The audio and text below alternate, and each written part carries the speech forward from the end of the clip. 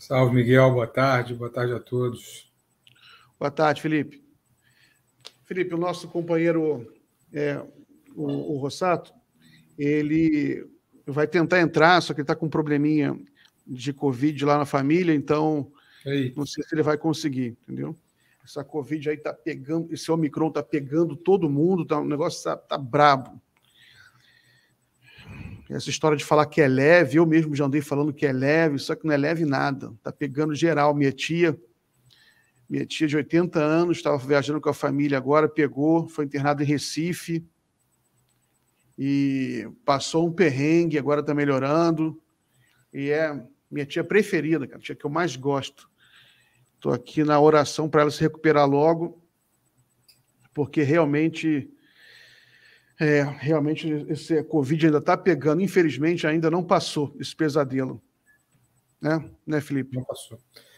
Não passou e, como sempre, é menosprezada pelas autoridades federais, pelo Ministério da Saúde e principalmente pela Presidência da República. A gente sabe o quão genocida é esse governo. Então, nada a acrescentar, né, Miguel? Só lamentar que a gente tem que ter passado e continuar passando por uma tragédia de saúde como a gente está passando sob o governo que a gente tem, né?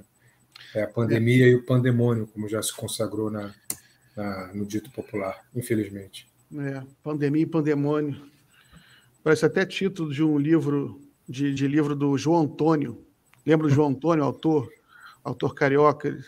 Ele tinha uns livros assim. Claro que eu lembro.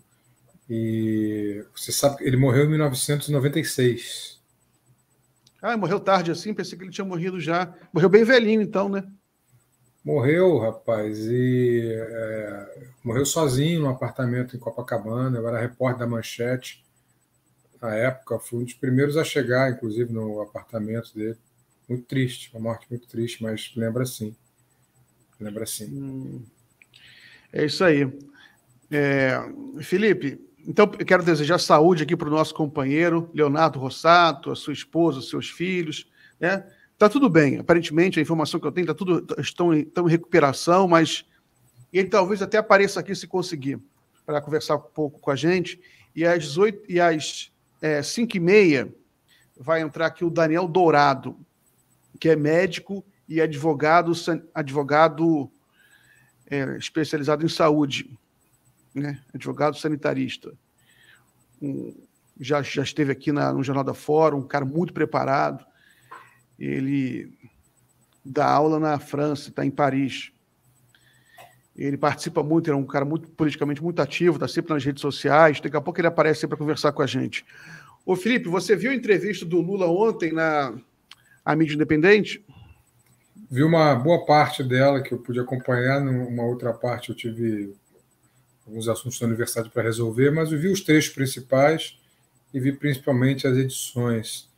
E gostei muito do que vi, mesmo. Acho que a entrevista mostrou um Lula em plena forma, Miguel, e dando os recados que tem que dar.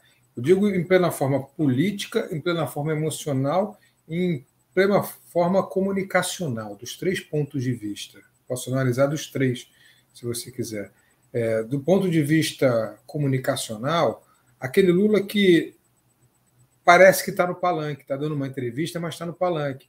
E é o Lula que a gente conhece desde sempre, porque é o Lula original, o Lula que é de uma sinceridade atroz. Quando ele se emociona falando que morou num quartinho com 13 pessoas, ele realmente sabe do que está falando. Ele tem empatia não de ouvir falar, ele tem empatia por ter passado na pele o que milhões de brasileiros passam.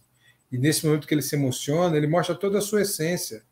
É por isso que o Lula é um grande comunicador. Não tem nenhuma estratégia, nenhuma montagem. Ele é um grande comunicador porque ele viveu os problemas que ele quer resolver, coisa que, obviamente, não acontece com nenhum dos outros candidatos à presidência. Não acontece com Dória, que sempre foi um privilegiado, com Bolsonaro, que sempre viveu às custas de mamata do Estado, de rachadinhas, com Sérgio Moro, não vou nem dizer, citar os outros. Então, esse é o primeiro ponto. Do ponto de vista político, acho que ele deu o recado. Deu o recado para todos nós. Eu já tinha dito isso aqui no programa anterior, Miguel, Você me perguntou se eu era favorável ao Alckmin ser o vice-candidato a vice na chapa. Eu disse que sim, e eu ditei duas razões. A primeira razão é que eu me sentia muito desconfortável mesmo em dizer que não, por todos os pés atrás que muitos de nós têm com relação ao Alckmin e a muita gente do PSDB, mas eu me sentiria muito pouco à vontade de, diante da vontade do Lula, que tem uma expertise política muito maior do que qualquer um de nós, então, diante da vontade dele, da estratégia dele de trazer o Alckmin para vice, eu, um réis mortal, com um conhecimento político muito inferior ao do Lula, dizer, não, isso não é possível, isso vai ser prejudicial, já não me sinto à vontade aí, pelo primeiro ponto. E o segundo ponto é que, ainda que não me sentisse à vontade, eu, na verdade, acho que, estrategicamente, é uma grande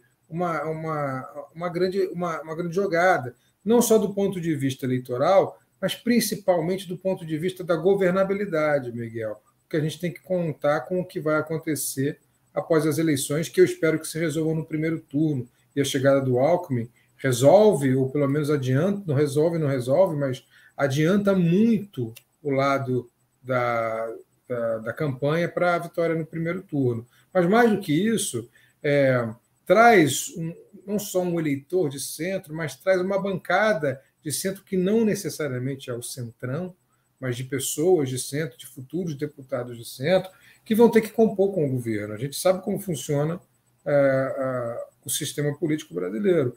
Então, eu acho que o Lula deu o recado ali, e mais do que isso, quando ele diz que está pronto para receber o Alckmin,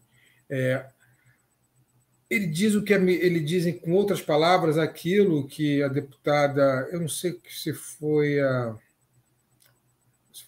quem foi a deputada do PT que disse, eu vou repetir o que ela disse, depois você me diz quem foi. E perguntaram se a gente precisava do Alckmin para vencer. Ela disse, não, mas não é para vencer a eleição, a gente precisa do Alckmin para vencer o fascismo. Quem foi que disse isso, Miguel? Você fala que é entrevistadora ontem? Não, foi uma deputada do PT que disse isso anteontem. Ah, não, perdi essa, Felipe, não vi, não. Acho que foi a Maria do Rosário, se eu não me engano, tua parente aí, tua prima. Maria do Rosário, que não me engano, que falou isso.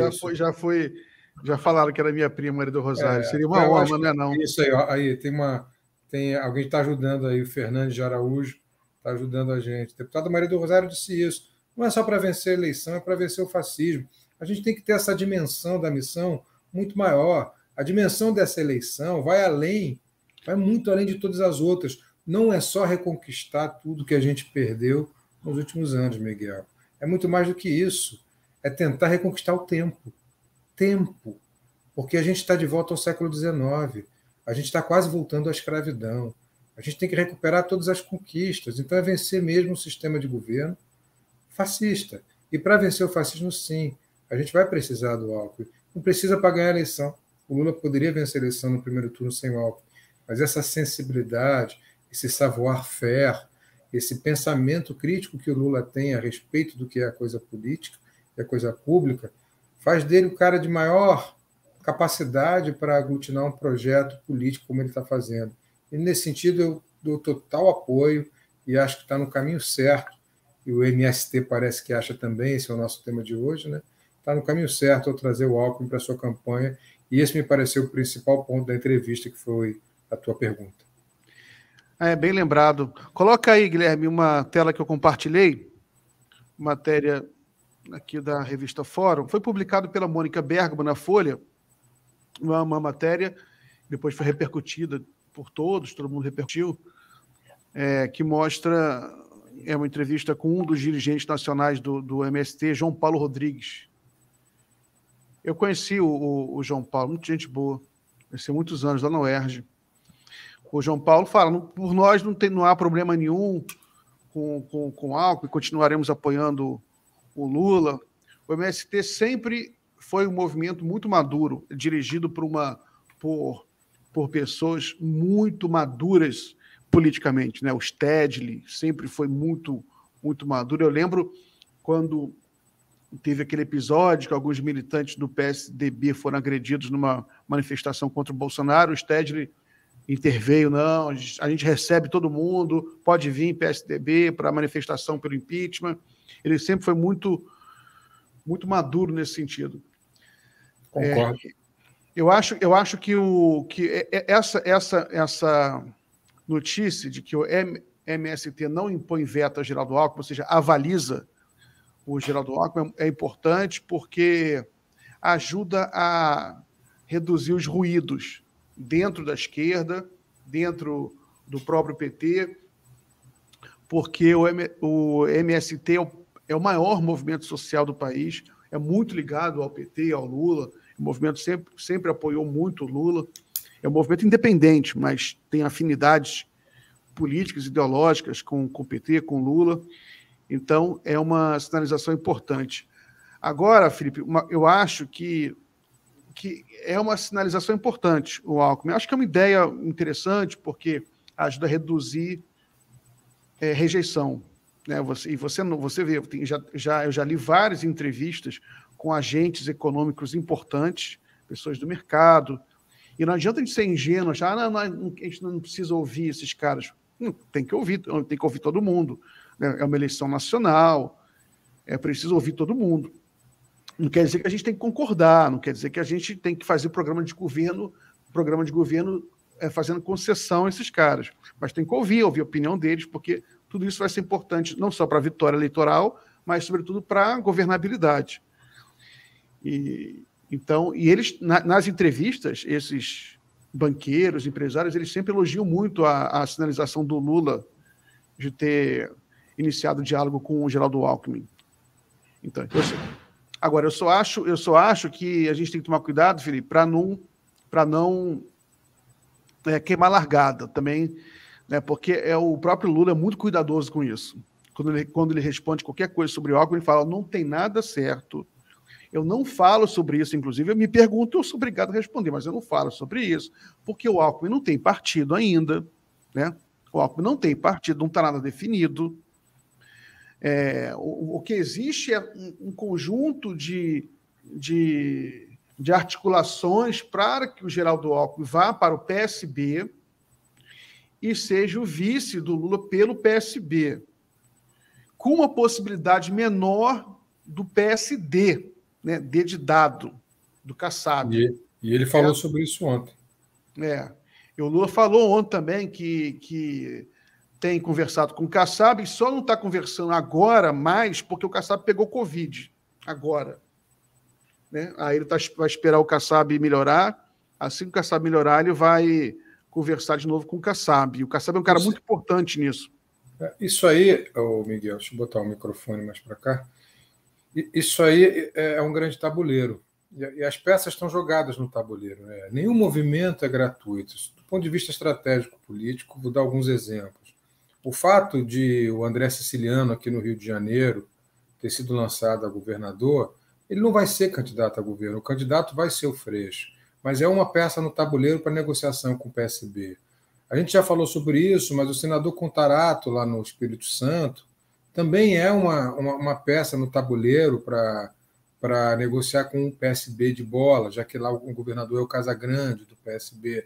A mesma coisa o lançamento do senador Humberto, em Pernambuco, que hoje é o berço de poder do PSB, com o governador Paulo Câmara, né, com o filho do Eduardo Campos lá como prefeito. Então, todas essas negociações, esse tabuleiro está sendo montado para que essa federação aconteça e que o Haddad seja o candidato em São Paulo, porque realmente seria o único estado daqueles 5 em que o PT não cederia.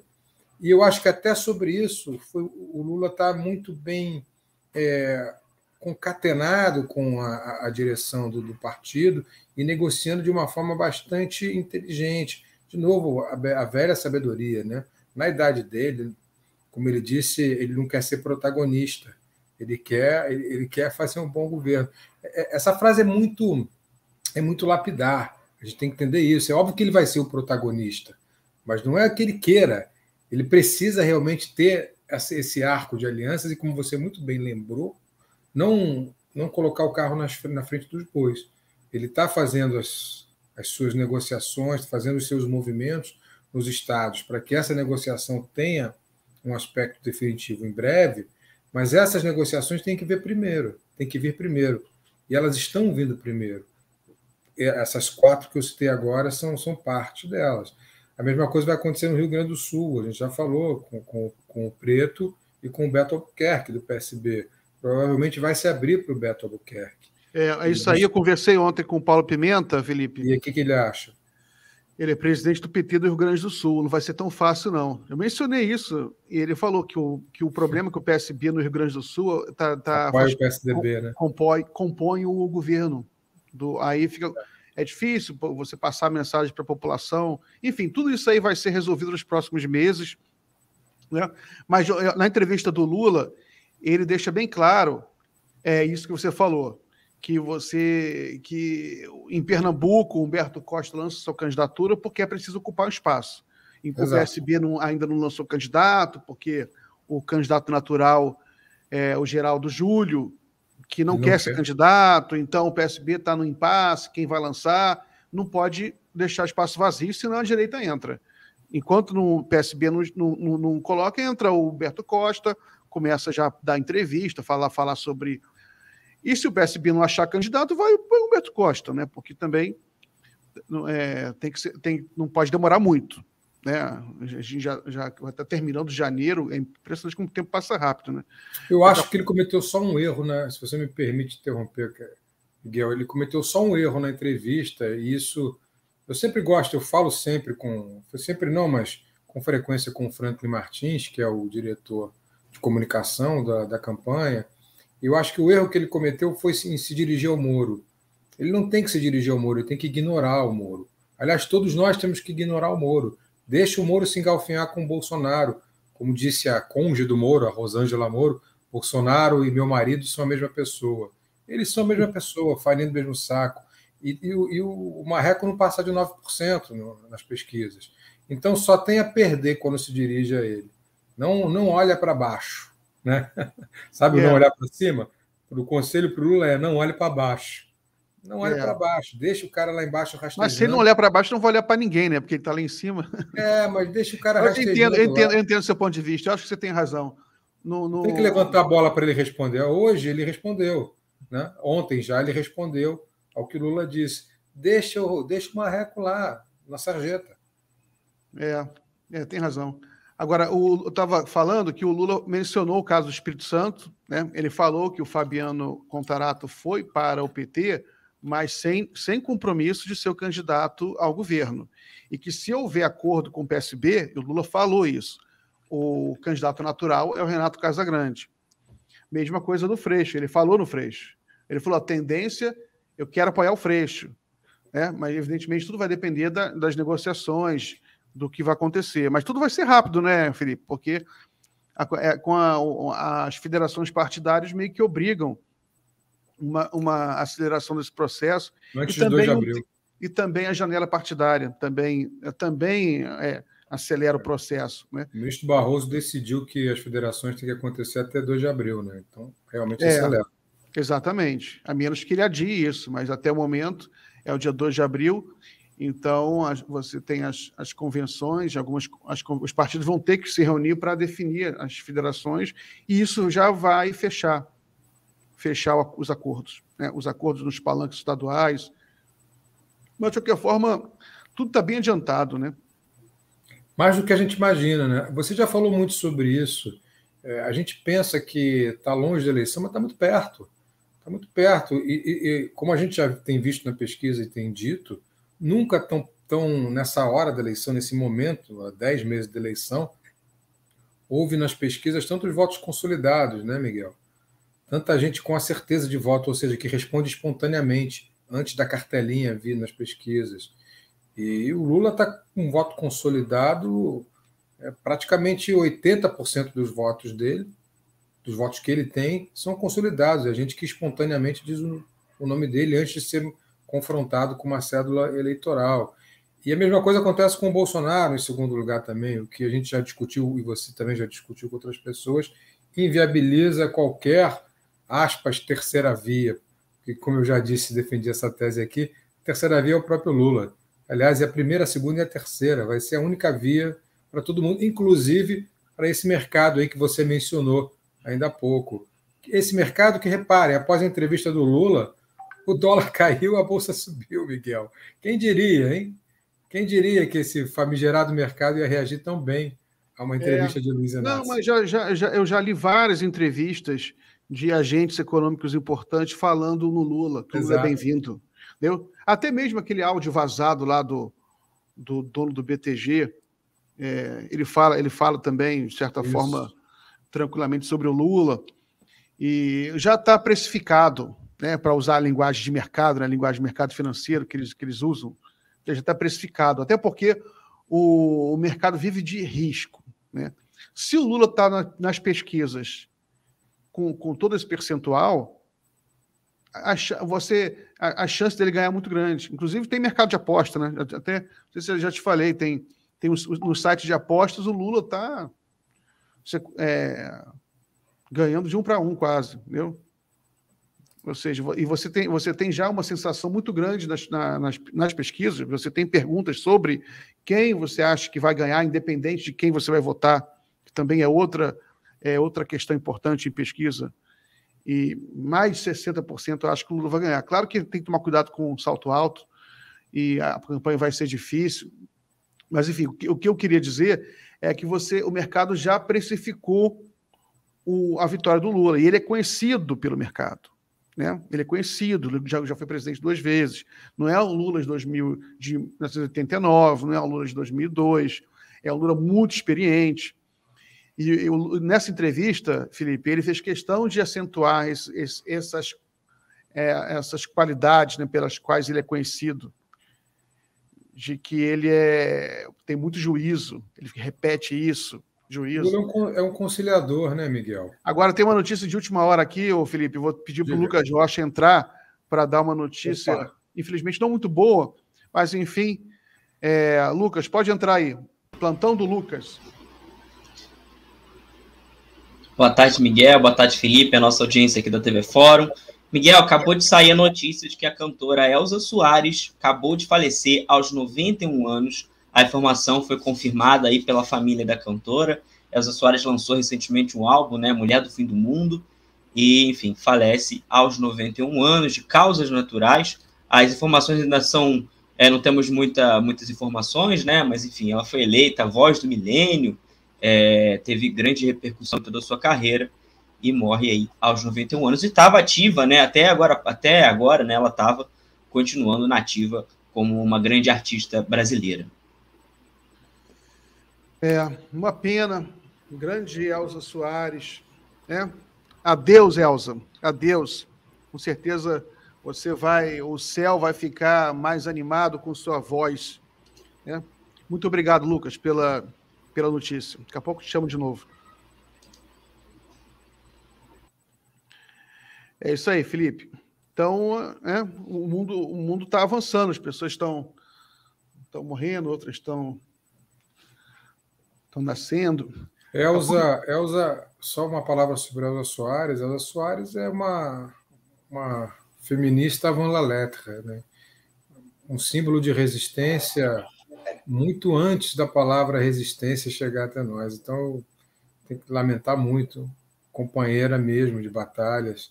Elza Soares estaria aí fazendo campanha no auge dos seus 90 anos, 91 anos. E, enfim, é uma perda inestimável. Também não gostaria de passar em branco que a gente, hoje é dia 20, né, Miguel?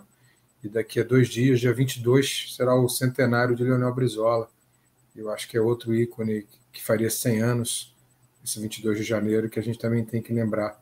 Outro ícone da resistência, alguém que merece muitas homenagens de todos nós.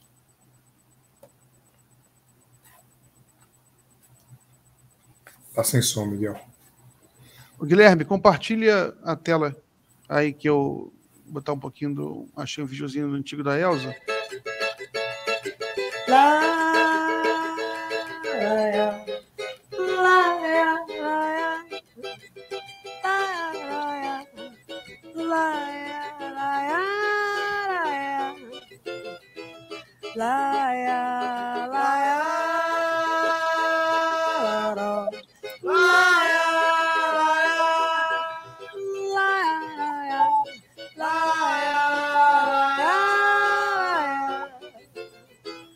Laia, malandro, eu ando querendo falar com você. Você tá sabendo que o Zeca morreu por causa de brigas que teve com a lei? Malandro, eu sei que você nem se liga no fato de ser capoeira, moleque mulato, perdido no mundo, morrendo de amor. Malandro, sou eu que te falo em nome daquela que na passarela é forte estandarte, e lá na favela tem nome de flor. Malandro, só peço favor de que tenhas cuidado, as coisas não andam tão bem pro teu lado. Assim você mata a Rosinha de dor.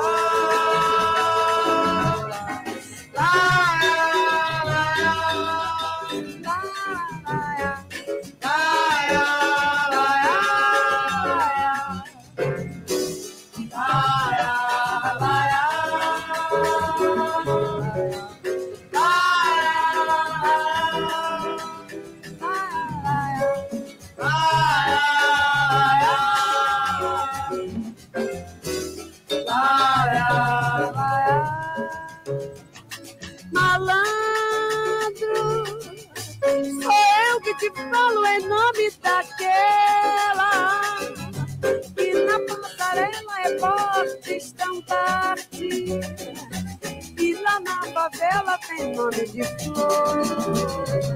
Malandro, só peço favor de que tenhas cuidado, as coisas não andam tão bem do teu lado.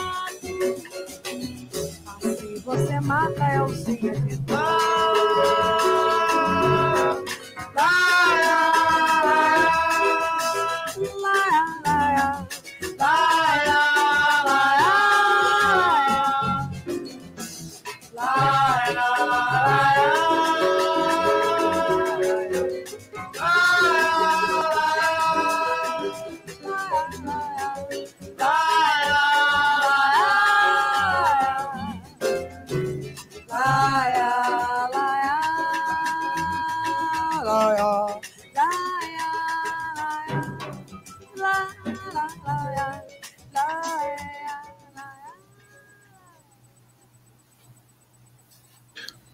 Tá bom. Tinha um software focado em gestão de recorrência.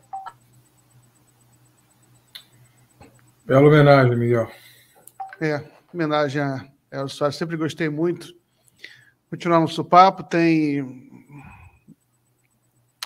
um novo convidado, tá chegando 5h30. Já chegou aí, Guilherme? O Daniel?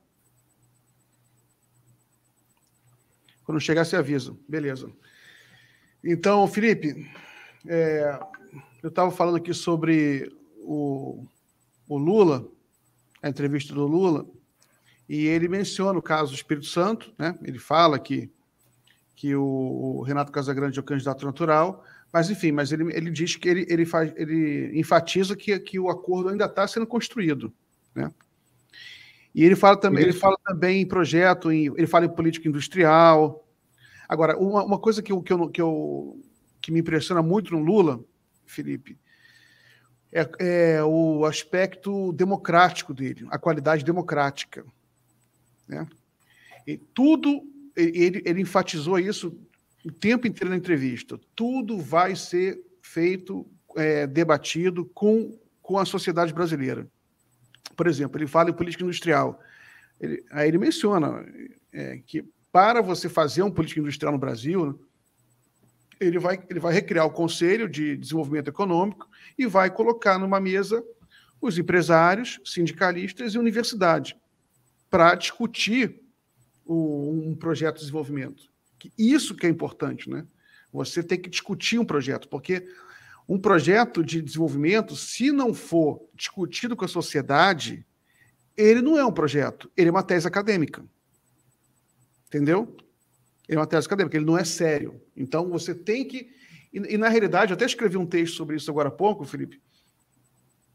Essa discussão, é importante que você, durante a campanha, vai começar, esse diálogo vai começar na campanha, mas esse projeto só vai estar no papel com a eleição, depois da eleição, porque a gente vai, que você é possível saber qual é o Congresso que a gente vai ter, quais são os governadores, né, qual é a arquitetura nos estados, qual é o tamanho do eleitorado de Lula, que vai ser importante, né, dependendo da votação do Lula, ele vai ter mais força ou menos força. Né? Se ele for eleito no primeiro turno, numa eleição esmagadora, vai ser um Lula. Se for eleito no segundo turno, com uma eleição apertada, vai ser outro. Né? Então, tudo isso vai pesar na correlação de forças. Aí, no final de 2022, final desse ano, quando a gente tiver essas informações em mãos, aí vai ser possível sentar e estabelecer estabelecer um pacto, um novo pacto social. Uma coisa, inclusive, que o próprio Rodrigo Maia falou recentemente numa entrevista aqui na Fórum. Ele falou, tem que fazer uma repactuação social com as várias forças econômicas, com a direita, com a esquerda. O Lula fala em conversar, inclusive, com a centro-direita. Ele fala, não, a gente vai ter que conversar com o centro e até a centro-direita, porque ele é muito pragmático, ele sabe que a centro-direita, você tem que tirar a centro-direita do Bolsonaro. Né? Você tem que isolar o extremismo bolsonarista, conversar com os liberais, porque em países democráticos, como o Brasil, Felipe, a saída é o diálogo e é o acordo. A gente não é a China. A gente não teve um processo revolucionário que o Partido Comunista assumiu o poder, a gente faz o que a gente quer. Não é a China. O que a gente pode usar como modelo, um modelo assim como utopia praticamente, o norte da Europa. A Suécia, por exemplo, né, que a Suécia fez um pacto de 30 anos, 30, 40 anos, entre a social-democracia, né, entre os socialistas e os liberais. E esse pacto deu certo, criou um dos países com o melhor bem-estar do mundo. Então, vai ter que haver algum tipo de pacto nesse sentido, em nome do desenvolvimento, em nome da geração de emprego, dos investimentos em educação, em saúde, em pesquisa. Em nome disso, a gente vai ter que fazer esse pacto social. Você acha que vai ser possível? Eu acho, Miguel, mas a gente tem que levar em conta um dado muito específico. A gente está num momento histórico muito peculiar, muito diferente de 30 ou 40 anos atrás, quando se pactuou, por exemplo, o welfare state, o estado de bem-estar social da Europa setentrional, da Dinamarca, Suécia, os países que você está citando. A gente vive um revival da extrema-direita muito parecido, e se você quiser, em outro programa a gente conversa mais por isso, e eu te dou dados teóricos e históricos sobre isso, mas é muito parecido com o momento vivido pela Europa na década de 1930, esse movimento de fascistas, da extrema-direita. E é no mundo todo, tá? Não é só no Brasil. Um exemplo é o que a gente vai viver agora em abril na eleição francesa. Né? Temos 3 candidatos de extrema-direita, né? 2 de extrema-direita e 1 de centro-direita, para não ser injusto. E 1 de centro, que é o Macron, e a esquerda completamente vilipendiada. O Mélenchon não consegue passar de 10%, e a Anne Hidalgo, que é a prefeita de Paris, com 2%, 3% nas pesquisas. 2 candidatos de extrema-direita disputando o segundo lugar para chegar ao segundo turno, com muita força. É um outro momento político. O que eu quero dizer com isso? Que não basta só dialogar, é importante, você está certíssimo, tem que dialogar com todos os setores da sociedade. Mas é importante também demonstrar, não só dialogar, ter uma imagem associada à conciliação. Nós aqui todos sabemos que o Lula é um conciliador. Já o era como sindicalista, alguém que negociava o que os trabalhadores queriam com aquilo que os patrões estavam dispostos a pagar e conciliava. Ele fazia isso, era um sindicalista de resultados, políticos sim, mas de resultados. Veja o exemplo francês, só para concluir meu raciocínio. O que faz o Macron? Macron é um político de centro, pouco para centro-direita, né? Só que ele precisa do apoio da centro-esquerda para conseguir vencer a extrema-direita no eventual segundo turno. No eventual não, no segundo turno que vai acontecer na França. Essa extrema-direita que vem muito forte. O que faz o Macron? Convida o Lula, que é um ícone da esquerda mundial, embora ele esteja muito mais para a centro-esquerda, a gente pode falar sobre isso depois, para ser recebido com honras de Estado, de chefe de Estado no Palácio. Eu já disse isso aqui, mas quero só repetir que isso interessou muito mais ao Macron do que ao próprio Lula, porque é o Macron fazendo um aceno para a esquerda. Guardando as devidas proporções, Miguel, quando o Lula faz esse aceno para o Alckmin, é um pouco o que o Macron fez com o próprio Lula como símbolo naquela estada com o Hariri de chefe de Estado. É a imagem, é o simbólico, Miguel. É no campo do simbólico que a gente está disputando, não é só no campo do racional. Então, a gente vai ter que ter uma preocupação muito grande de mostrar essas simbologias para fechar essa eleição no primeiro turno. E por que é importante fechar no primeiro turno? Porque o eventual segundo turno com o Bolsonaro, a gente sabe como vai ser, com milícias, com trumpização do processo, né? Aquela tentativa do Trump de invadir o Congresso americano, com tudo isso que a gente já conhece de estratégias fascistas que são muito bem exercidas e elaboradas pela extrema-direita. Portanto, essa eleição precisa ser resolvida no primeiro turno. Eu faço questão de encampar as ideias de conciliação do Lula nesse sentido também, não só da governabilidade, mas no sentido de encerrar esse processo para a gente não ter esse desgaste de ter que enfrentar com medo mesmo. Porque eu não sei de você, mas eu tenho medo dessa gente, tenho medo mesmo, tenho que confessar que é o guarda da esquina, como disse o Pedro Aleixo lá no AI-5. Nosso problema hoje é o guarda da esquina. Todo mundo se acha avalizado pela violência do chefe de Estado, né, pela violência do presidente da República. Então, é preciso que a gente dê os sinais corretos à sociedade em termos de comunicação. É isso aí, Felipe. Eu vou chamar novamente aqui o Lucas Rocha para mais um plantão do Lucas. Opa, Miguel, boa tarde novamente. Miguel, o PT e o PSB se reuniram nessa quinta-feira, pela manhã. O presidente do PSB, o Carlos Siqueira, presidente do PT, Gleisi Hoffmann, se reuniram assim, com outras figuras, né, outros dirigentes partidários, e definiram que vão pedir o adiamento do prazo para as federações partidárias. Vão pedir ao TSE que esse prazo volte a junho, que foi o que foi aprovado na Câmara, né? Mas o Barroso tinha antecipado isso em uma ação judicial. Enfim, esses partidos vão pedir novamente esse adiamento. E junto com isso, o Carlos Siqueira fez hoje, agora há pouco, um tweet sobre esse diálogo que está sendo feito, né? Ele diz o seguinte: o PSB vai apoiar candidatos petistas na Bahia, Sergipe, Piauí e Rio Grande do Norte. Temos palanque a oferecer no Maranhão e Alagoas. Há que ter reciprocidade na construção da unidade política. Vamos iniciar com o PT uma rodada de reuniões dos estados para aprofundar o debate sobre os nomes aos governos estaduais. Teria sido pactuado também que o PT apoiaria o PSB em Santa Catarina e mais outros 3 estados que eu não estou com eles aqui. Mas essa é a informação que se tem até o momento. E essa nova rodada, com certeza, né, Miguel, como vocês estavam falando, deve envolver São Paulo, deve envolver Rio de Janeiro. O PT teria se comprometido a apoiar também. E puxando o Rio de Janeiro, Miguel, o Freixo fez um comentário sobre o Haddad, talvez até para poder tentar ajudar na viabilização dele aqui no Rio. Se o Miguel puder colocar aí para a gente, mas deu essa declaração hoje ao jornalista Johan Heller, do jornal o Globo. Ele deu razão ao PT preferir Haddad ao Márcio França em São Paulo. Então a gente vê o Freixo se movimentando aí em favor de Haddad, provavelmente também para poder conseguir, né, ser de fato candidato dessa possível federação no Rio de Janeiro. Miguel.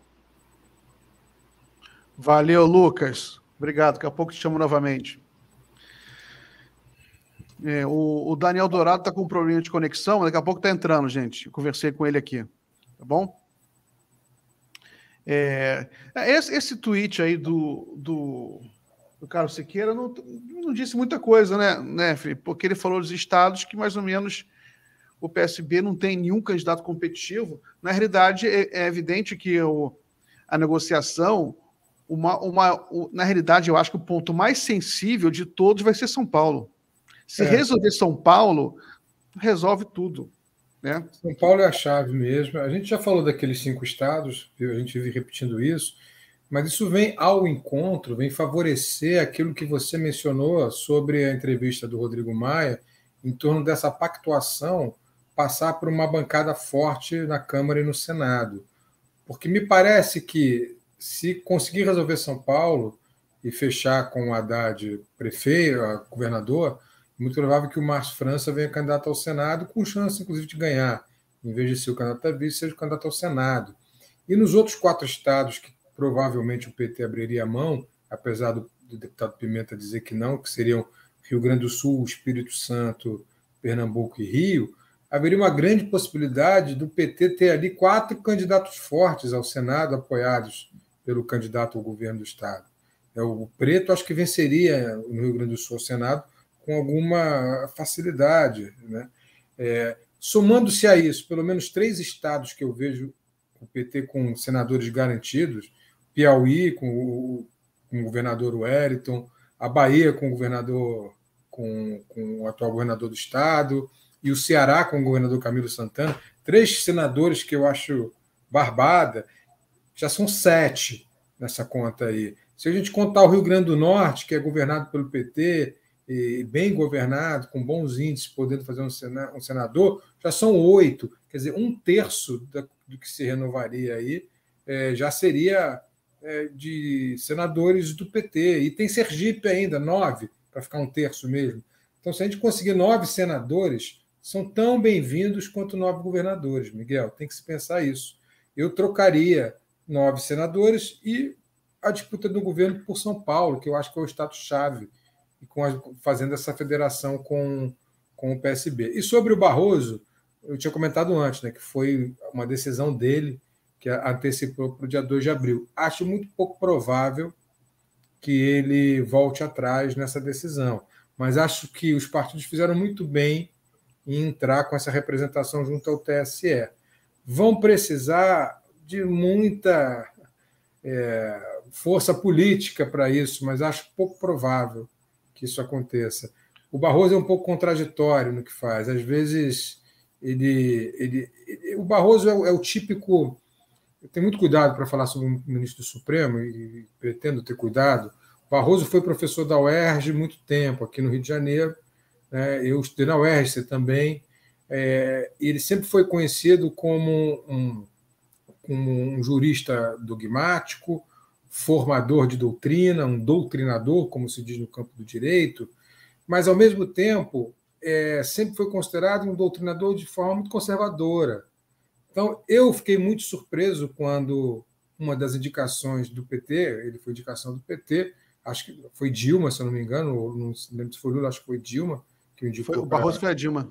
Foi a Dilma. Eu fiquei muito surpreso, porque aqui no Rio ele era conhecido pelas suas posições conservadoras, o que ficou notório nos seus julgamentos contra causas populares, contra pautas progressistas. É um homem muito bem preparado intelectualmente, discordo dele em quase tudo, mas tenho que reconhecer que ele é preparado intelectualmente. Mas acho que tem um pequeno ranço contra a esquerda, e nesse ponto esse ranço vai prevalecer quando tiver que tomar uma decisão sobre a federação, e infelizmente acho pouco provável que ele consiga que se consiga postergar esse prazo, o que seria muito bem-vindo para que essas costuras ficassem melhor amarradas, Miguel.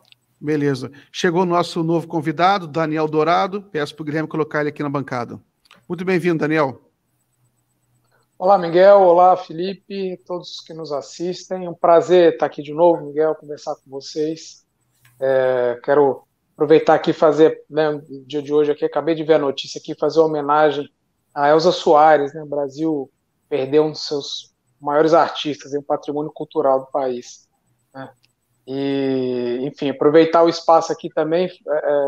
Eu acabei de ler aqui também, o Rovai postou que o Luca, o filho dele, foi internado. Então, aproveitar aqui e deixar minha solidariedade ao Luca, ao Rovai, a Adri, e deixar aqui o recado que o Rovai deixou. Acho que vale para quem estiver em São Paulo e puder colaborar com a doação de sangue lá no Paraíso. Ele deixou o endereço no perfil dele lá direitinho.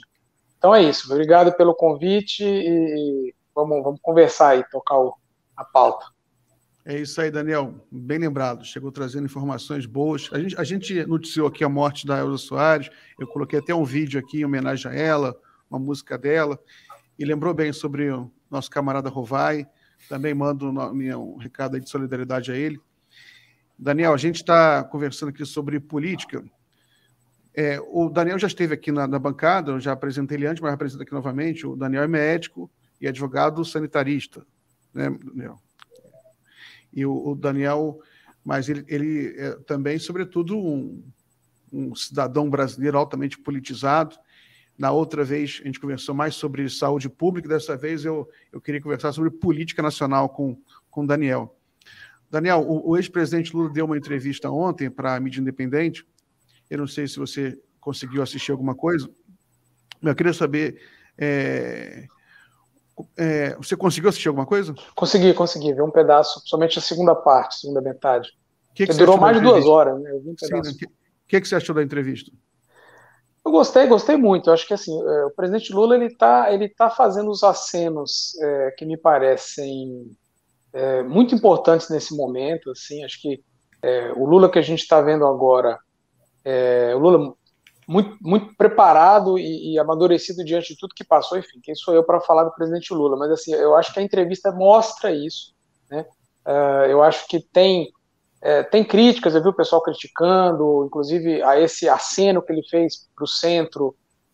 Ontem ele falou, várias pessoas perguntaram para ele sobre a possibilidade do Alckmin, né? Acho que aí são dos temas, né?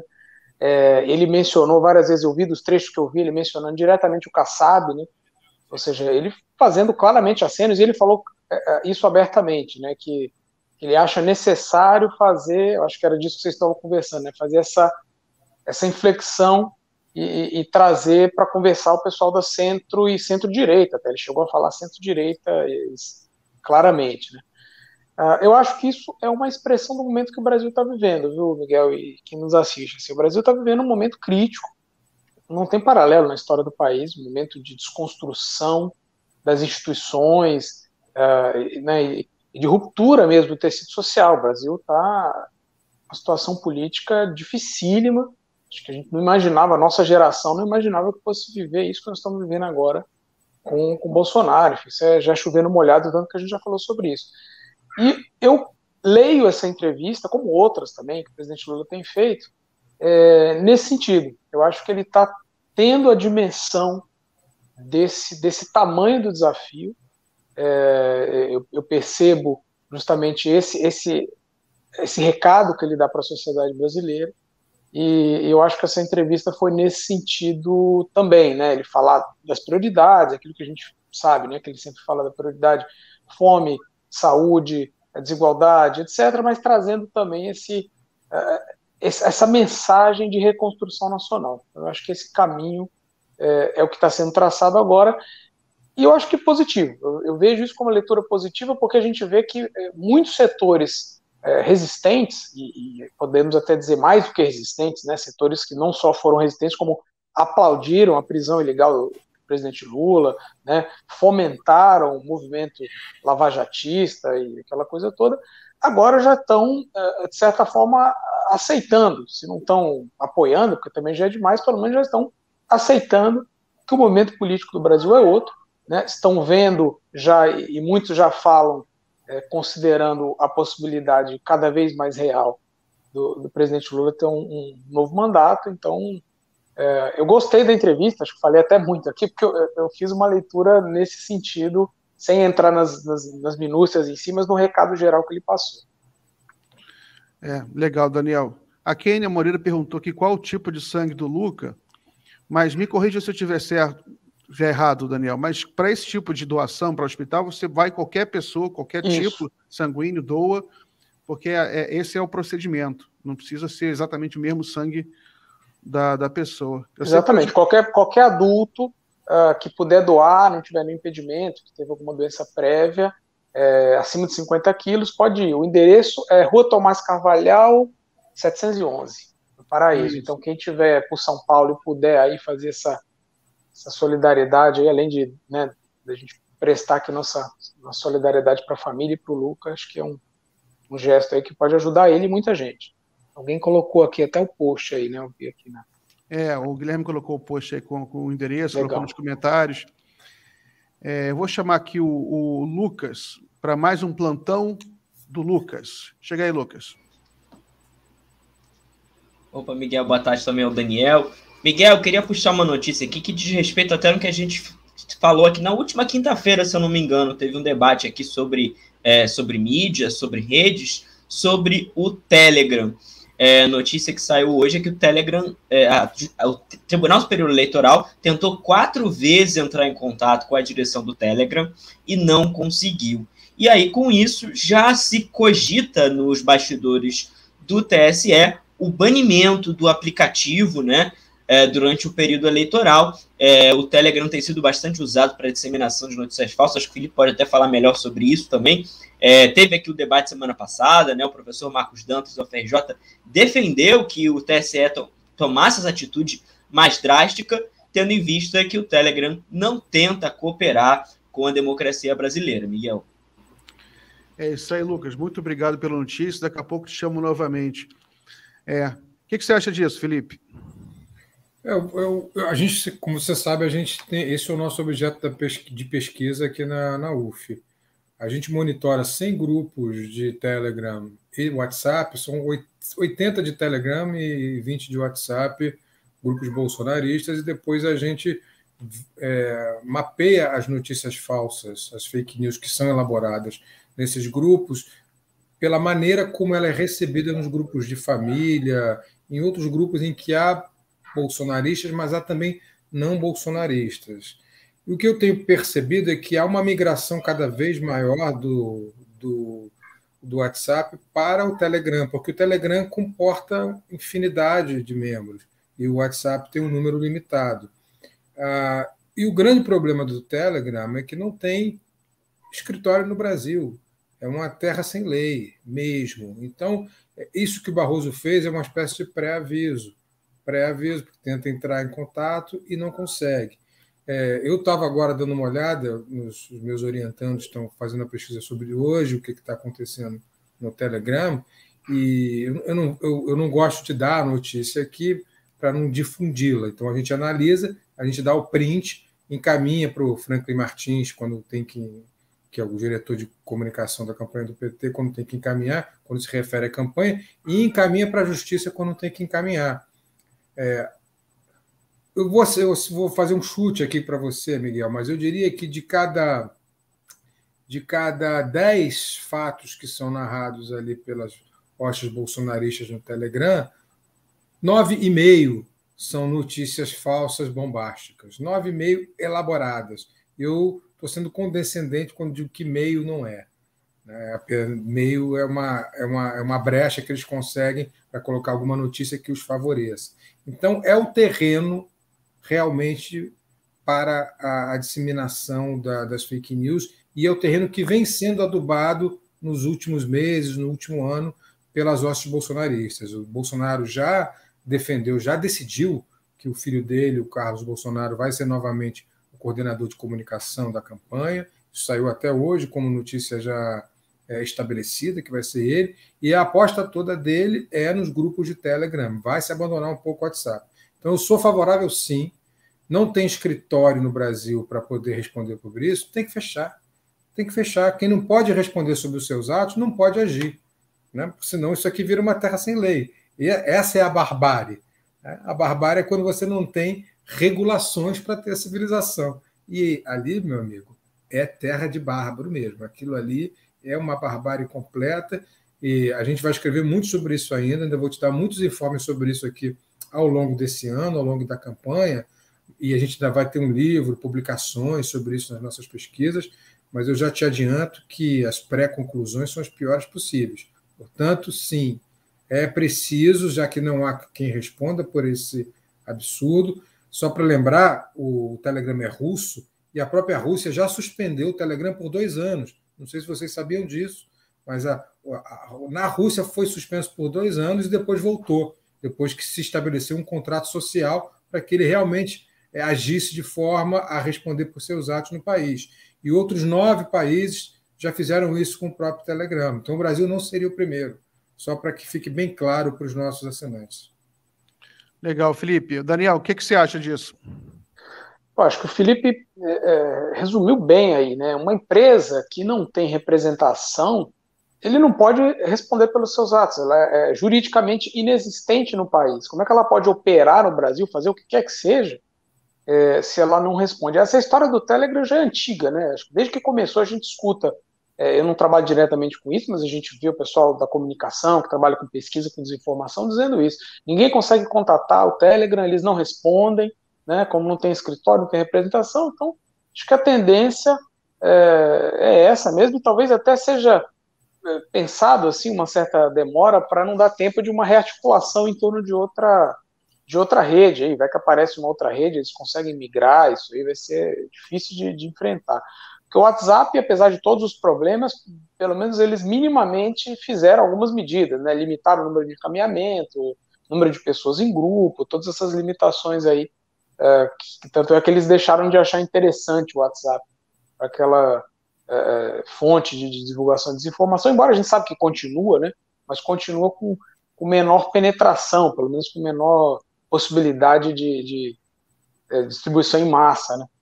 Então, acho que a gente está vendo o começo aí, essa campanha tende a ser muito dura, né? Acho que pelo que a gente tem visto aí vai ser uma prévia, a gente que está acompanhando a área da saúde, de saúde pública, a quantidade de desinformação que circula, eu participei aí, colaborei com algumas pesquisas, pessoal estudando especificamente desinformação em saúde, dificílimo a gente combater tudo, porque a gente não tem acesso, né?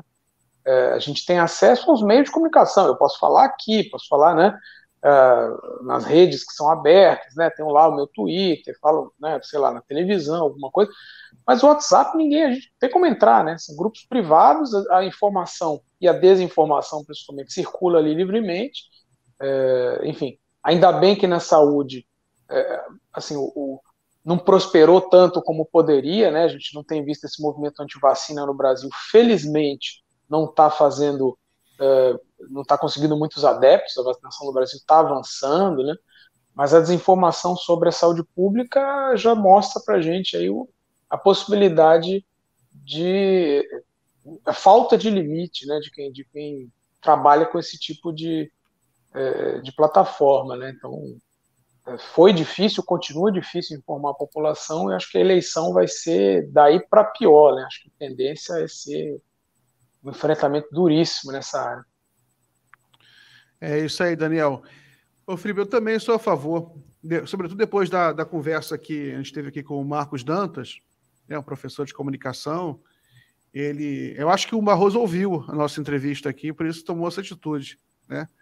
Porque, de fato, é preciso ter alguma regulamentação. O WhatsApp já tem algum controle, é possível estabelecer algum tipo de diálogo entre as autoridades da Justiça Eleitoral. E agora a gente vai entrar numa era em que um dos principais desafios da democracia vai ser lidar com fake news, porque agora está começando as deepfakes, que isso aí nem começou ainda no Brasil, né? Não, já começou sim, já tem muita deepfake rolando, já estamos atrasados para combatê-las, ela já rola. Então. Porque eu lembro, teve até aquele humorista, tem um humorista, eu esqueci o nome dele, daqui a pouco eu lembro, é aquele cara que é... Sartori. Hã? Sartori? Não, tem o Sartori, mas tem eu estava lembrando, o Sartori, ele é um que alerta contra o deepfake, ele faz deepfake, trabalha com inteligência artificial, mas tem aquele humorista que é um cara que imita todo mundo, imita muito bem, o garoto é um gênio, ele é muito novo, ele imita todo mundo, ele é um gênio, esse rapaz. Ele é filho de um político, de um empresário político, que foi, inclusive, vice do suplente do Flávio Bolsonaro, né? Paulo Marinho, filho do Paulo Marinho. Filho do Paulo Marinho, isso aí. Daqui a pouco eu lembro o nome do rapaz. Ele, na campanha do Bolsonaro, ele admitiu isso. Na campanha do Bolsonaro, ele imita tão bem a voz do Bolsonaro, mas no caso nem é deepfake, né? Mas enfim, é fake news. Ele imita tão bem a voz do Bolsonaro que na campanha do Bolsonaro, ele fazia a voz do Bolsonaro para espalhar pela rede WhatsApp. Entendeu? Isso aí, enfim, mas isso aí... Isso aí é falsidade, outra coisa. Falsidade ideológica. Né? Falsidade ideológica, né? Esse cara, você vai lembrar, Miguel? Esse cara era o que estava naquele jantar... André Marinho. naquele jantar em que estava o Michel Temer, depois que o Michel Temer foi a Brasília fazer a carta para o Bolsonaro recuar da tentativa de golpe no 7 de setembro, lembra? E aí ele estava rindo do Bolsonaro, imitando o Bolsonaro, e o Michel Temer rindo. Foi o André Marinho que fez isso. Você lembra desse jantar, dessa cena patética? Lembro. É um bando de homem rindo no cima de uma mesa. É. E só para ser justo, eu critiquei o Barroso, tem que ser justo quando ele acerta, né? A verdade é que o Barroso vem falando do Telegram já há uns 6 meses. Tanto é que é a 4ª vez que ele tenta entrar em contato e não consegue. Então, ele realmente já está atento a isso há algum tempo. Então, temos que dar esse crédito a ele. Mas não vai ser o Barroso que vai ser o presidente do TSE durante as eleições, né? Vai ficar um tempo agora o Fachin e depois Fachin, o Alexandre. Depois o Alexandre de Moraes. E o Alexandre de Moraes, ele prometeu que vai ser muito duro. Ele fez um pronunciamento dizendo que vai colocar a gente na prisão. Eu concordo com o Daniel. Eu acho que vai ficar para o final, por motivos óbvios, motivos que o Daniel falou. Vai ficar lá para setembro, agosto, setembro, que é quando o Alexandre assume, e vai ser o ultimato e vão acabar tirando do ar perto da eleição. Acho isso mesmo. E espero que seja assim mesmo, não precisa tirar agora. Tira no momento adequado para inviabilizar toda essa articulação que está sendo feita e impedir, como o Daniel disse, que ele se articule em outro lugar. Tem aquele cara trampista, Miguel, lembra? Aquele cara que ficou detido aqui no aeroporto do Rio de Janeiro, um assessor do Trump que tem uma rede social. Eles poderiam se articular nessa rede social, cujo nome eu não me lembro agora também. Então é melhor esperar mesmo, ser prudente e tirar do ar lá para agosto, setembro, perto da eleição. Ô, Daniel, você está acompanhando aí o processo político brasileiro, está sempre ativo nas redes sociais. Você acha que outros candidatos, além do Bolsonaro, né? O Dória, o Moro, o Ciro, você acha que eles têm alguma chance de produzir algum impacto na campanha e mudar a correlação de forças? Olha, Miguel, sinceramente eu não vejo esse cenário, não. Assim, a minha leitura de conjuntura é essa mais direta que a gente tem feito, que é um embate entre Lula e Bolsonaro. Agora, uma coisa que a gente não pode descartar é o seguinte, acho que está ficando muito claro para os setores que alimentaram, né, uma certa expectativa no Moro, que ele é um sujeito que não tem condição nenhuma, né? Assim, Moro é isso aí que ele está se mostrando. Ele não tem preparo, ele não tem formação política, ele não tem formação intelectual, né? E principalmente não tem base nenhuma, né? Ou seja, é um sujeito que ele é candidato de quem? Ele é dele mesmo e um grupo que eventualmente apoiou ali a Lava Jato, que ele sabe, todo mundo sabe, que o objetivo da Lava Jato era simplesmente fazer aquela troca de poder, né? Eles tinham um projeto político próprio, e que ainda bem que foi descoberto a tempo, né? Assim, não a tempo de impedir a tragédia do Bolsonaro, mas pelo menos a tempo de impedir isso se perpetuasse no Brasil por muito tempo. Então, eu acho que assim, a eventual saída do Moro, que eu acho que mais cedo ou mais tarde vai acontecer, assim, embora ele negue, mas o fato do o cara que é pré-candidato está todo dia negando que vai sair, né? Acho que isso revela bastante da pressão que ele deve estar sofrendo aí. E pode ser até que ele insista, mas acho que muita gente falando que ele vai tentar sair senador ou algum cargo legislativo. Isso eventualmente pode criar um certo movimento em torno, por exemplo, do Dória, ou de algum outro que tem mais condição, tem mais uma formação, né? Enfim, tem um partido ali, apesar de o PSDB ter mudado completamente. Então, assim, a gente está muito cedo para descartar um movimento desse, né? A gente tem visto aí muito os partidos apostando de novo, parece uma coisa a moda antiga, né? Apostando aquelas interseções que vai ter na televisão, que agora não tem mais aquelas propagandas partidárias longas, não vai ter aqueles pequenos flashes de 30 segundos, né? Não acho que isso muda cenário político, mas estão apostando, então muitos estão segurando pré-candidaturas aí, esperando isso. Agora, não acredito não porque é o seguinte, o cenário atual é um cenário de reeleição, né? Uma eleição em que tem alguém que vai para se reeleger, geralmente é uma escolha entre quem vai continuar, quem quer continuar com o Bolsonaro e quem quer ser contra o Bolsonaro. E aí está muito claro, desde antes do Bolsonaro aparecer, né, isso, de certa forma, o próprio bolsonarismo facilitou, o povo entendeu, até às vezes brinco com isso, falo, o Bolsonaro ele ficou falando tanto do Lula, acho que ele não esperava que o Lula fosse tão rapidamente se recuperar os direitos políticos, assim, não sei se ele acreditava de fato que o Lula pudesse concorrer contra ele agora, mas que ficou muito fácil para o povo agora. Assim, o povo olha para o Bolsonaro e falou que eu não quero isso. Então o que eu quero? Ele olha, não, a oposição do Bolsonaro imediatamente, né, ele já se coloca para o projeto do presidente Lula, que o presidente Lula representa. E, além disso, tem um adicional, né, que é uma recordação, isso a gente não pode desprezar, uma memória afetiva da população do momento rico, né, do Brasil. Não rico só no sentido de crescimento econômico, mas de cultura, de distribuição de renda. Foi um momento historicamente muito positivo do Brasil e a população tem uma lembrança, uma memória afetiva disso. Então, tudo isso para dizer que eu acho que é muito difícil haver um cenário diferente. Também não sou daqueles que acreditam que então o Bolsonaro vai cair fora, não vai nem para o segundo turno. Eu acho muito difícil, porque a gente não pode desprezar também o fato de que ele tem a caneta, né? Ele está trabalhando com isso, né? Está liberando emenda, fazendo coisas aí, né? O orçamento secreto, coisas ilegais, inclusive, né? Mas tem a máquina na mão, então acho que não dá para a gente desprezar completamente também o próprio Bolsonaro. Por isso, acho que a tendência é o cenário como está. Não vejo muita possibilidade, a não ser que, claro, aconteça o imponderável, né? É aquilo. Faltam aí 10 meses, 9 meses, né? Pode acontecer alguma coisa completamente inesperada. A gente já viu campanhas anteriores. Pode ser o meteoro cair. Mas a gente já teve, na história político recente, a gente já teve, né, mudanças assim bruscas, né, o acidente do Eduardo Campos em 2014, a gente teve agora a facada do Bolsonaro. Acontecem coisas ali, às vezes na véspera da eleição, que mudam. Daniel, e o Ciro? Para onde você acha que o Ciro vai? Olha, o Ciro, eu acho o Ciro um quadro muito qualificado, sempre falei isso, tem muitas pessoas que trabalham ali no entorno, que acompanham, que gostam do Ciro. Agora, eu acho que ele fez uma opção, que talvez era a opção que ele tinha, né?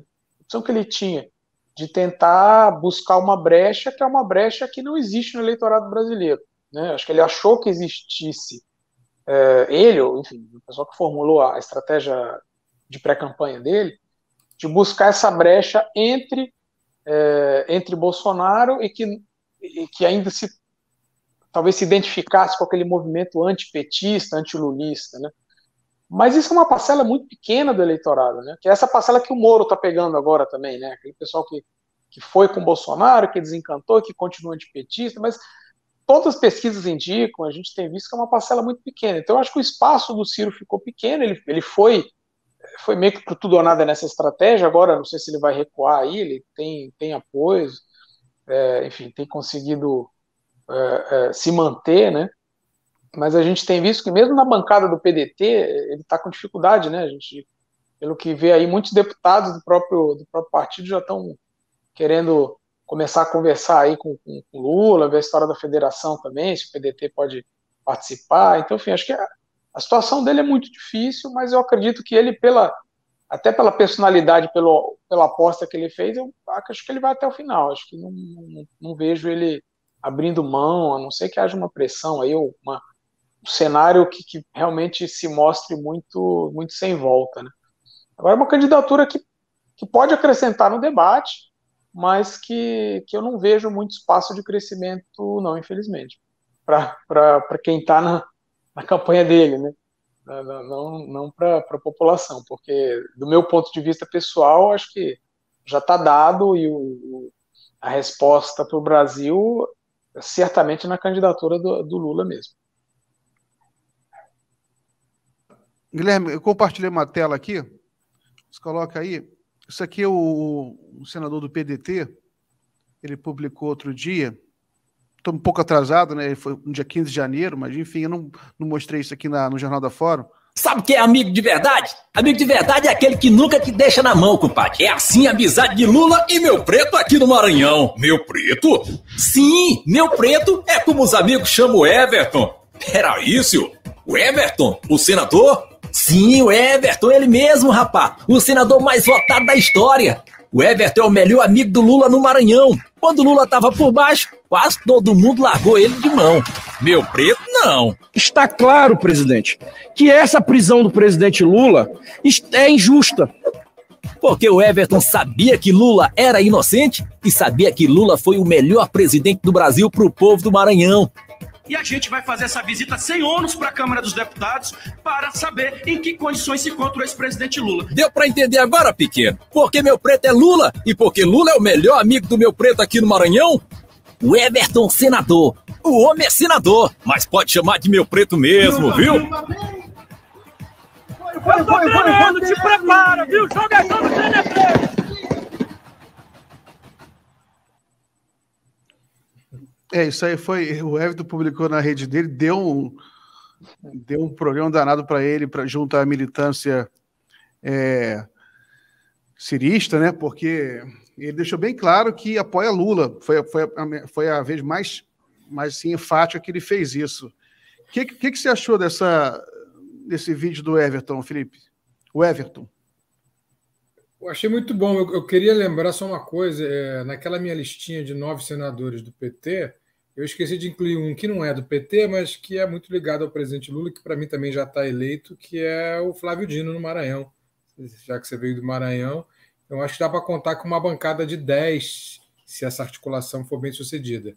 Agora, sobre o vídeo, primeiro, eu venho falando isso aqui sempre desde o nosso primeiro encontro, que tem duas coisas nessa eleição que são fundamentais. A primeira é a economia estúpida, né? A gente tem que falar sobre os temas ligados à economia e evitar outras pautas, o agendamento que o Bolsonaro vai querer fazer de pautas de costume, etc. E o segundo é usar a linguagem certa, a linguagem correta para um determinado meio. E foi o que o senador Everton fez. Você veja que é descontraído, é um vídeo com uma linguagem popular, né, usa até um pênalti no final do vídeo, ele marca o pênalti, tem o bordão popular, treino é treino, jogo é jogo, está visivelmente se preparando para ser candidato ao governo, né, ele já é senador, né, o que ele pode almejar é a candidatura ao governo, e, claro, querer surfar na popularidade do Lula, né, e realmente, e não dá para negar que ele fez isso mesmo, que ele esteve lá na Polícia Federal. Eu tive algumas vezes lá, e numa dessas, ele lá em Curitiba, para fazer o nosso documentário sobre o Lawfare, e numa delas ele tinha acabado de estar lá. Então, um sujeito que acho que, por mais que tenha problemas com o PDT, com o partido dele, tinha que fazer esse vídeo mesmo, Miguel. Ele não tinha outra alternativa. Aliás, ninguém no Nordeste, principalmente no Nordeste, boa parte do Brasil também, mas no Nordeste, quem não tiver aliado à candidatura de Lula não vai se eleger a nada. É muito claro isso, as pesquisas já dizem isso. Quase 70%, 60%, mais de 60%, quase 70% dos votos do Nordeste, em todos os estados do Nordeste, vão ser do Lula. E onde é um pouquinho menor, que é o caso de Alagoas, é a briga dos Calheiros, o Renan Filho não sabe se sai em abril, porque ele não tem vice-governador, aí seria o presidente da Assembleia que assumiria no mandato tampão. Tirando Alagoas, que é um pouco ainda confuso, todos os outros estados do Nordeste, quem não for aliado do Lula está perdido. E acho que mesmo em Alagoas vai acontecer isso. Então, o Everton fez o que ele tinha que fazer. E o vídeo é muito bom, viu? Em termos de linguagem, é muito bom, assim, como comunicação. A equipe não sei quem é que é a equipe de comunicação dele, mas está de parabéns. Procure saber aí quem é no Maranhão e contrate o cara, porque é muito bom. É isso aí.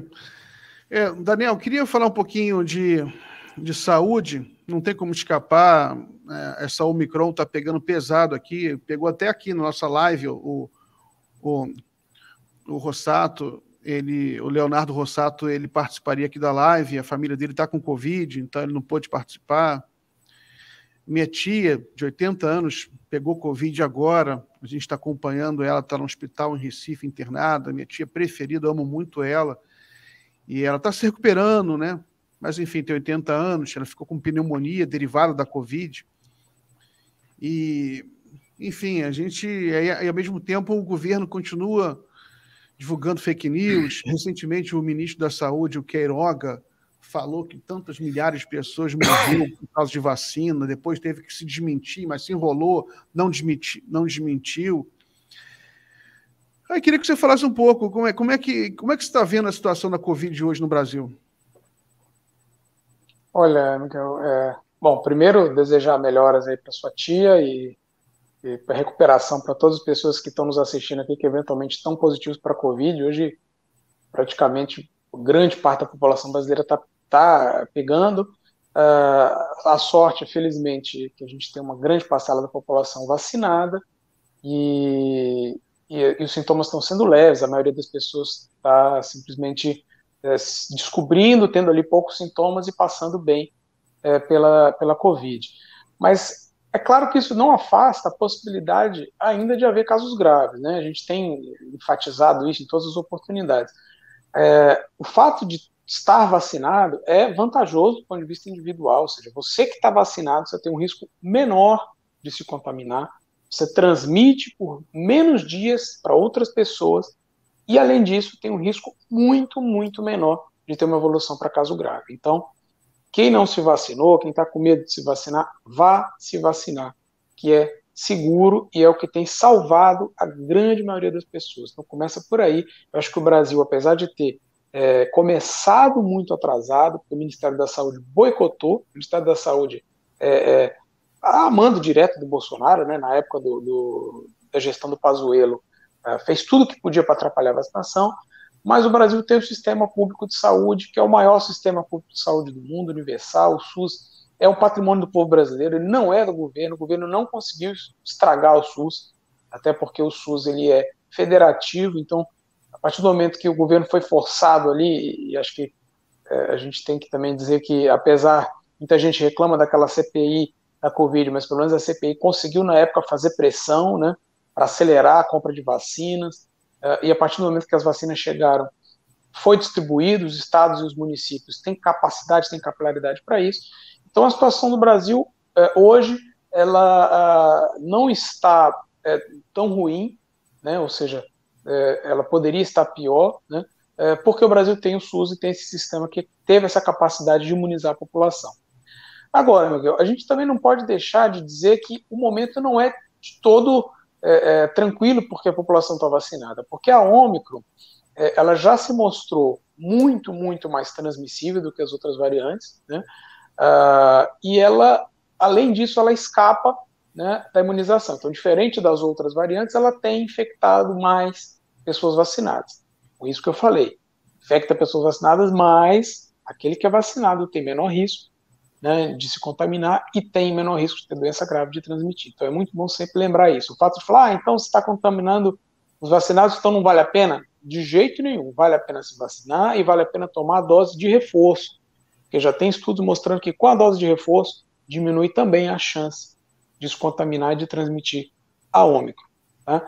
Agora, a gente está no escuro, né, porque além de tudo isso que a gente falou, o Ministério da Saúde teve esse esquisito, né, no meio de dezembro, lá no dia 15 de dezembro, aquele ataque hack que tirou do ar os dados do Ministério da Saúde. O Ministério da Saúde, de maneira impressionantemente lenta, não retomou os dados. Agora que a gente está vendo, essa semana agora que a gente está vendo os dados voltarem, mas o Brasil ficou aí um mês praticamente, sem saber o que está acontecendo, né, sem ter controle, não tem uma política de testagem, não tem uma política de rastreamento, então é meio que no escuro. A população está se cuidando como pode, né, com todas essas dificuldades.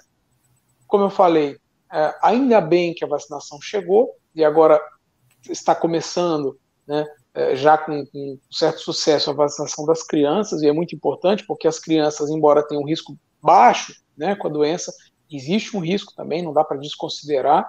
E, além de tudo, as crianças vacinadas transmitem menos. Então, o momento agora da pandemia é esse monitoramento, né, que cabe, como eu falei, muito às secretarias estaduais e municipais, mais as estaduais, que tem mais estrutura para fazer isso, porque o Ministério da Saúde abandonou, né? Isso é muito triste, mas também a gente não tem como mudar isso a curto prazo, né? Eu tenho dito que um dos principais desafios da próxima gestão, do próximo governo, né, que seguramente não será Bolsonaro mais, né, esperamos que seja o governo do presidente Lula, o próximo governo vai ter que reconstruir essas relações federativas do Ministério da Saúde com estados e municípios, né? Então, hoje o que a gente tem é cada um por si, né, os estados e municípios ali se virando como podem.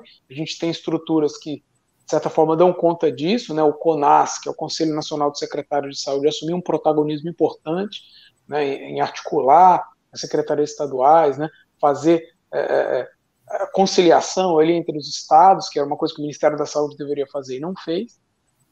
Mas é isso, o SUS ele tem essa estrutura ainda que se mantém, apesar do Ministério da Saúde ter boicotado e ter largado o seu papel. Então, acho que a gente tem que aproveitar todos os espaços para deixar isso muito claro para a população, que o SUS é um sistema público e do povo brasileiro, né, que tem possibilidade ainda, apesar de Bolsonaro, de levar saúde de qualidade para a população, principalmente nesse momento de vacinação. Então, acho que a gente tem que olhar com cautela, mas sabendo o caminho, né, que o caminho é justamente esse, de acelerar a vacinação, e os estados, na medida que conseguem monitorar os dados e acompanhar como está indo, porque existe ainda uma especulação, acho que é cedo para falar isso, de que a Omicron ela pode alcançar ali um certo estado de estagnação ali, porque como ela entrou numa população vacinada, ela tende a dar casos menos graves, né? Casos mais leves. Então, alguns países já estão até discutindo fazer um monitoramento um pouco menos rigoroso. A gente viu essa discussão essa semana na Inglaterra, na Espanha, né? Alguns países já estão pensando que, com a população muito vacinada, é possível fazer um monitoramento um pouco mais voltado para casos graves, mas o Brasil não está nesse ponto, não. O Brasil, como o Ministério da Saúde não fez, a gente tem que esperar aí os próximos meses para ver como é que isso vai encaminhar. Acho que dá para a gente ver com uma boa expectativa aí, apesar da dureza e apesar de que, infelizmente, ainda a gente vai ver casos graves, infelizmente ainda óbvios, porque a pandemia ainda não passou, não. É isso aí, Daniel. Pessoal, muito importante que vocês se tornem membros do canal. É fundamental aqui para a gente poder fazer o planejamento financeiro da revista Fórum, o Jornal da Fórum. Hoje, lembrando que 6h30 começa o Fórum Sindical, daqui a pouquinho. Então, a gente vai terminar o programa daqui a pouco e vai começar o Fórum Sindical. Felipe, você, nas suas pesquisas, você nota que tem muita fake news ainda sobre Covid? Tem, muita fake news ligada... E eles usam do terror para fazer fake news, né? A miocardite, o Daniel pode falar melhor sobre isso. Falaram sobre uma criança de 10 anos que teria morrido em decorrência, teve um ataque cardíaco, teria uma parada cardíaca por causa da vacina da Pfizer. E agora já veio desmentido que não tinha nenhuma relação com a vacina, mas isso não foi nem fake news, chegou a sair, inclusive, essa suspeita no G1, no portal da Globo. Mas a gente viu vídeos, eu já recebi dos meus orientandos vídeos de supostos médicos explicando por que a vacina é prejudicial à saúde das crianças. Explicações que parecem científicas. Esse é o grande problema, Miguel, é que eles mimetizam a linguagem médica e parecem sérios. Aliás, as fake news têm essas características de mimetizar as notícias sérias e, portanto, tentarem convencer as pessoas sobre o que estão falando. E aí, quando a gente mede, agora com a vacinação infantil, isso aumentou mais, viu? Quando era com a vacinação de adultos, não dava muito certo. A gente lembra que eu te falei daquele nosso índice de eficácia, que vai de 0 a 10? O índice de eficácia de fake news em grupos de família de bolsonaristas tentando impedir vacinação de adultos era uma eficácia quase 0. Agora, com as crianças, a eficácia é maior. Eu diria que está em torno de 4, 5 nas nossas pesquisas. Então, convence aí um grupo razoável de pessoas a não vacinarem seus filhos.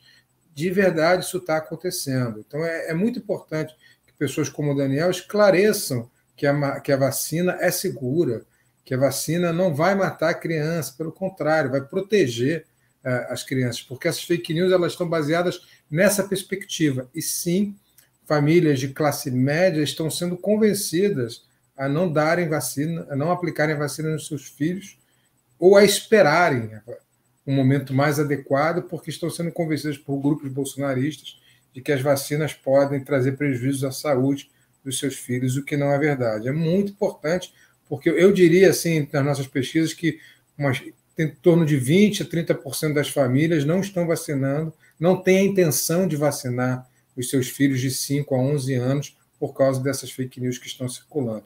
E antes, só para concluir, Miguel, o Lucas me lembrou aqui no chat privado que lá no Rio Grande do Norte já tem um senador, que é o Jean Paul, que vai tentar a reeleição, só para me corrigir aqui um erro que eu cometi. Então, em vez de 10 novos, a minha previsão é que teremos 9 senadores do campo progressista eleitos na próxima eleição. Maravilha. Lembrando aqui que começa o Fórum Sindical 6h30, né? A gente já está finalizando aqui o programa. Muito importante que vocês façam superchat. Ainda dá tempo aqui nos últimos minutos de colocar um superchat aqui para a gente, para ajudar aqui o programa. Daniel, um mistério enorme para todo mundo que pensa a situação de saúde no mundo, né? Não precisa ser médico para pensar, todo mundo se preocupa com saúde, esses médicos negacionistas, né? Isso é um choque muito grande para todo mundo, porque, afinal de contas, o cara estuda para ser médico. A gente sabe que as faculdades de medicina são muito difíceis, pelo menos as públicas. Enfim, de qualquer forma, é uma profissão que requer um estudo, né? E a gente tem uma quantidade imensa de médicos negacionistas. A quem você atribui isso? Isso a gente tem visto, Miguel, não só no Brasil, né? Em outros países também isso tem acontecido, né? Eu acho que essa pandemia ela vai trazer um debate muito importante no ensino médico. O ensino médico, ele tradicionalmente, ele é prático, é um ensino técnico e prático, né? Eu não trabalho propriamente com educação médica, mas enfim, já tive conversas com pessoas que trabalham com ensino e falando sobre isso, assim, com essa preocupação de trazer mais conhecimento científico, né? Isso que a gente fala da medicina baseada em evidência, da medicina baseada em ciência, é um fenômeno muito recente. Pode-se dizer que é da década de 70, 80 para cá, ou seja, é muito recente que os médicos comecem a ter contato com ciência. E a grande maioria ainda sai com uma formação mais prática, mais técnica, né? É uma formação intelectual, mas é uma formação muito voltada para o aspecto prático ali, aprender no hospital, na beira do leito, no ambulatório, vendo o paciente. Tradicionalmente a história da formação é essa. Não dá para entrar muito em detalhe aqui, até porque a gente já está no final do tempo, mas eu acho que o ensino médico, né, e não só médico, mas de outras profissões de saúde, estou falando médico porque foi principalmente a sua pergunta, mas ele vai precisar passar por uma reformulação aí para justamente trazer mais essa base de evidências científicas. Acho que a pandemia vai impulsionar esse debate no Brasil e em outros países também. Valeu, muito obrigado, Daniel, pelo papo. Gostamos muito, foi muito importante para a gente. Felipe, muito obrigado também pela participação. Um grande abraço a todos. Eu vou esperar... Mas fica um pouquinho aí que o Anderson ainda não chegou. Dá tempo de a gente fazer só o último comentário. Vou passar para o Felipe. Felipe, o Ciro está lançando sua candidatura agora dia 21. E o Daniel lembrou o caso do Moro, que todo dia tem que ficar jurando que é candidato, mas acontece a mesma coisa com o Ciro. Quase todo dia o Carlos Lupe vem dar uma entrevista dizendo que o Ciro continua candidato, e enfim. E agora ele está nessa encruzilhada, né? Porque você já tem uma certa debandada, você vê o caso do Everton. Na sua opinião, para onde vai o Ciro? Tenho dúvida nenhuma, ele vai para Paris. É para lá que ele vai e é lá que ele vai ficar. O Ciro sabe que não tem a menor condição ele não tem nenhuma estrada aberta, as estradas foram todas fechadas. A centro-esquerda está ocupada, a centro-direita e a extrema-direita estão ocupadas, e o que se chama de terceira via, que viria pelo centro, não existe. Então, não tem a menor perspectiva.